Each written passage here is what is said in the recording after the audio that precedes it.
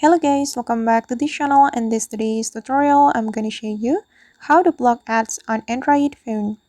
Alright guys, first of all, you can go to your settings application on your Android phone, and after you have your settings application opened, you can go to the connection setting. Open this connection setting and choose more connection setting, and here we can choose the private DNS.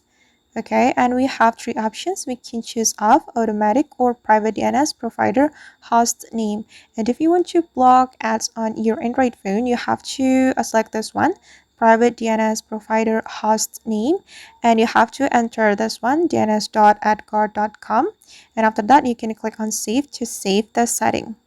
Okay, and right after you activate this private DNS provider host name, the ads on your Android phone will be blocked. And I hope this trick will work on your phone. Alright guys, and that's how we can block ads on Android phone. I hope this tutorial will be useful for you.